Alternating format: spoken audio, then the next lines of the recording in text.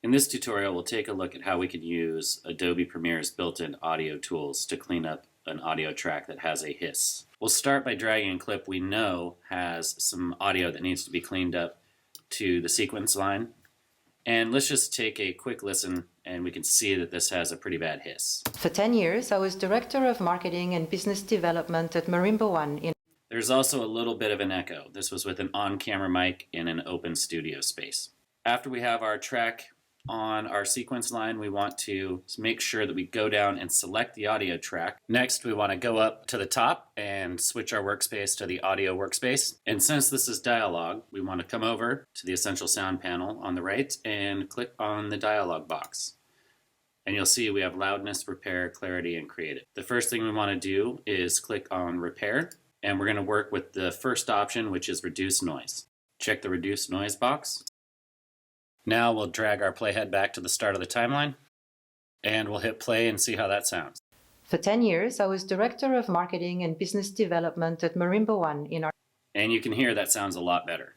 While it sounds a lot better, there is still a small hiss. So I'm actually going to go back to the reduced noise and increase that up to 6 and see how that sounds.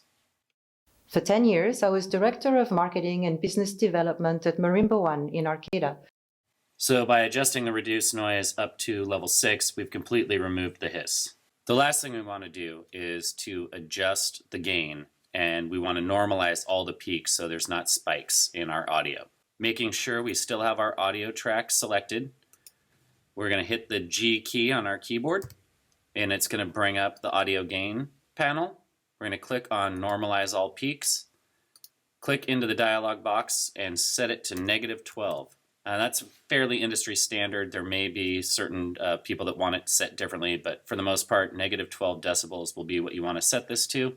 We're going to hit OK, and you can see down in the window here where our audio track was, kind of smushed the sound wave files smaller, so none of this track is going to go over -12, which is, we can see over here on the audio levels.